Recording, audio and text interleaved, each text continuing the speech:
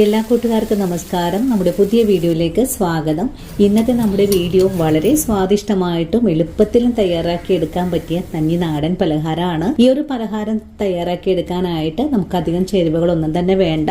ഞാൻ ഈ പലഹാരം പച്ചരി കുതിർത്തി അരച്ചാണ് ചെയ്തെടുത്തിട്ടുള്ളത്. നിങ്ങൾക്ക് അരിപ്പൊടി വെച്ചിട്ട് വേണമെങ്കിലും ഇതുപോലെ ചെയ്തെടുക്കാൻ പറ്റുന്നതാണ്. വളരെ സ്വാദാണ്, അതും വളരെ പഞ്ഞി പോലെയാണ് നമുക്കിത് കഴിക്കാനും പറ്റുന്നത്. അപ്പോൾ ഉടൻ തന്നെ നമുക്ക് നമ്മുടെ വീഡിയോ കണ്ടു നോക്കിയാലോ.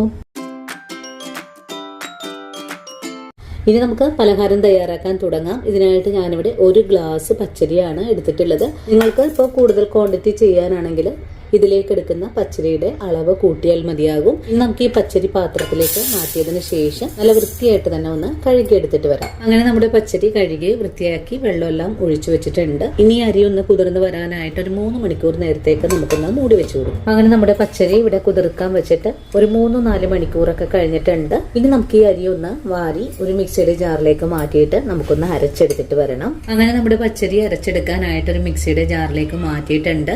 അരക്കപ്പ് അളവിൽ ചോറ് ചേർക്കുന്നുണ്ട്. ഇനി അരക്കപ്പ് അളവിൽ തന്നെ തിരുമിയ നാളികേരം കൂടെ ഇതിലേക്ക് ചേർക്കാം. കൂടെ തന്നെ ഒരു 4 കഴുകിയ ഏലക്ക കൂടി ചേർക്കാം. അരക്കപ്പ് അളവില് വെള്ളം കൂടെ ഒഴിച്ചു കൊടുത്ത് നല്ല പോലെ ഒന്ന് അരച്ചെടുത്തിട്ട് വരാം. അങ്ങനെ നമ്മുടെ അരി നല്ല വെണ്ണ പോലെ തന്നെ ഇവിടെ അരച്ചെടുത്തിട്ടുണ്ട്. ഇനി അരച്ചെടുത്ത മാവ് ഇതുപോലെ പാത്രത്തിലേക്ക് തന്നെ ഒഴിച്ചു കൊടുക്കാം. ഇനി നമുക്ക് ഈ അരച്ച മാവ് നല്ല പോലെ ഇളക്കി ഒന്ന് മിക്സ് ചെയ്തെടുക്കാം. ഈ സമയത്ത് ഇതിലേക്ക് ആവശ്യത്തിനുള്ള ഉപ്പും കൂടി ചേർത്ത് കൊടുക്കണം. പൊടിയിലേക്ക് ആവശ്യമായ ഉപ്പും ചേർത്ത് ഒന്നുകൂടി ഇളക്കി യോജിപ്പിച്ചു കൊടുക്കാം. ഉപ്പും ചേർത്ത് നല്ല പോലെ ഇളക്കി യോജിപ്പിച്ചിട്ട് നമുക്ക് വീണ്ടും ഇതൊന്ന് മൂടി അടച്ചു വെക്കാം. ഇനി വേണ്ടത് ഒരു 150 ഗ്രാം ശർക്കര, അരക്കപ്പ് വെള്ളം ഒഴിച്ച് ഒന്ന് ഉരുക്കിയെടുക്കാം. ശർക്കര ഇപ്പോൾ നന്നായിട്ട് തന്നെ തിളച്ചുകൊണ്ടിരിക്കുവാണ്. ശർക്കര നല്ലോണം ഉരുക്കി ഒന്ന് പാനിയായി വരട്ടെ. ശർക്കര പാനി നല്ല പോലെ തന്നെ ഇപ്പോൾ ഉരുകി വന്നിട്ടുണ്ട്. ഇനി നമുക്ക് ഉടൻ തന്നെ ഫ്ലെയിം ഓഫ് ചെയ്ത് കൊടുക്കാം. അതിനുശേഷം തിളച്ച ചൂടോടുകൂടി തന്നെ നമുക്ക് അരച്ച് മാറ്റി വെച്ചിട്ടുള്ള ഈ ഒരു അരിയിലേക്ക് ഒഴിച്ചു കൊടുക്കാം. ഒരു അരിപ്പയിലൂടെ ഒഴിച്ചു കൊടുക്കാം. ഇനി നമുക്ക് ഈ മാവ് പെട്ടെന്ന് തന്നെ ഇളക്കി ഒന്ന് യോജിപ്പിച്ചു കൊടുക്കാം. ഇതുപോലൊരു അയവിനാണ് നമ്മളിപ്പോ മിക്സ് ചെയ്തെടുത്തിട്ടുള്ളത്. അതിനായിട്ട് ഓവറായിട്ട് മധുരമൊന്നും ഉണ്ടാവില്ല.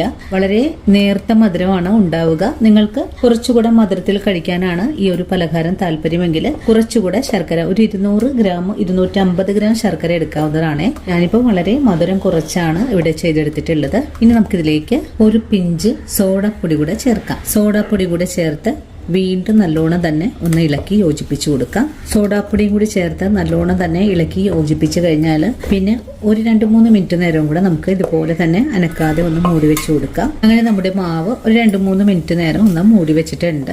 ഈ ഒരു സമയത്ത് ഞാനിവിടെ ഒരു അയൺ പാൻ അടുപ്പിലേക്ക് വെച്ചിട്ടുണ്ട്. പാൻ ഒന്ന് ചൂടായി വരട്ടെ. പാൻ ഒന്ന് ചൂടായി വരുമ്പോഴേക്കും നമുക്കിതിലേക്ക് 1 ടീസ്പൂണിലും കുറച്ചായിട്ട് നെയ്യ് ഒഴിച്ചു കൊടുക്കാം. ഇനി ഫുൾ ഫ്ലെയിം വെച്ച് കൊടുത്ത് നമ്മൾ മിക്സ് ചെയ്ത് വെച്ചിട്ടുള്ള മാവ് ഓരോ തവി മാവും കോരി ഈ ഒരു ചട്ടിയിലേക്ക് ഒഴിച്ചു കൊടുക്കാം. ഈ ഒരു സമയത്ത് ഫുൾ ഫ്ലെയിമിലാണ് ഞാൻ മാവ് കോരി ഒഴിച്ചു കൊടുത്തിട്ടുള്ളത്. ഇനി നമുക്കിതൊന്ന് മൂടി വെച്ച് കൊടുക്കാം. ഫ്ലെയിം ഒന്ന് കുറച്ച് വെച്ച് കൊടുക്കാം. ഒരു അപ്പം വേവായി തുടങ്ങുമ്പോൾ പാനിൽ നിന്നും ആവി പുറത്തേക്ക് വരും. ഇനി നമുക്ക് മൂടി ഒന്ന് തുറന്ന് നോക്കാം. നമ്മുടെ പലഹാരം നല്ല പ്ലഫി ആയിട്ട് തന്നെയാണ് ഇവിടെ വെന്ത് വന്നിട്ടുള്ളത്. പാനിൽ നിന്ന് എടുത്ത് മാറ്റാം. വളരെ പെർഫെക്റ്റ് ആയിട്ട് നല്ല പ്ലഫി ആയിട്ട് നല്ല ആരെടുത്ത പലഹാരമാണ് നമുക്കിവിടെ ആയി വന്നിട്ടുള്ളത്. ഇനി നമുക്ക് ഈ പലഹാരം ഒരു പ്ലേറ്റിലേക്ക് മാറ്റാം. പലഹാരം പ്ലേറ്റിലേക്ക് മാറ്റിയാൽ രണ്ടാമത് നമുക്കിതുപോലെ തന്നെ വേവിച്ചെടുക്കാം. പാനിലേക്ക് കുറച്ച് നെയ്യ് ഒഴിച്ചു കൊടുക്കാം. അധികമൊന്നും നെയ്യുടെ ഒന്നും ആവശ്യമില്ല. നിങ്ങൾക്ക് ഇതിന് പകരമായിട്ട് വെളിച്ചെണ്ണയും എടുക്കാവുന്നതാണ്. നെയ്യാവുമ്പോൾ ഒരു പ്രത്യേക ടേസ്റ്റ് കിട്ടുന്നതിന് വേണ്ടിയിട്ട് മാത്രമാണ് കലക്കി വെച്ചിട്ടുള്ള മാവ് ഇതുപോലെ ഒന്ന് കോരി ഒഴിച്ചു കൊടുക്കാം.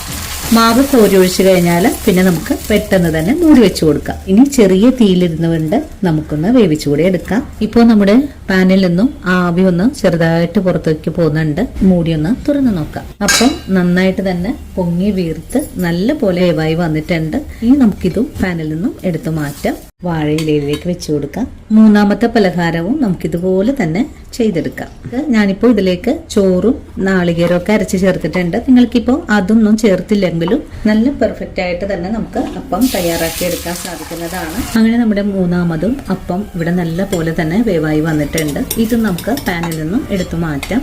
അങ്ങനെ നമ്മുടെ എല്ലാ അപ്പങ്ങളും ഞാനിവിടെ വേവിച്ചെടുത്തിട്ടുണ്ട്. നമ്മുടെ കുഞ്ഞുങ്ങളെ സ്കൂൾ വിട്ട് വരുന്ന സമയത്ത് അവർക്ക് വളരെ പെർഫെക്റ്റ് ആയിട്ടും നല്ല ടേസ്റ്റി ആയിട്ടും ഉണ്ടാക്കി കൊടുക്കാൻ പറ്റിയ ഈ ഒരു പലഹാരം എല്ലാവരും വീഡിയോ കണ്ട് വീടുകൾ തയ്യാറാക്കി നോക്കണേ. അപ്പോൾ ഇനി നല്ലൊരു വീഡിയോ നാളെ കാണാം. അതുവരെയും ഒത്തിരി സ്നേഹത്തോടെ വീണ്ടും കാണാം.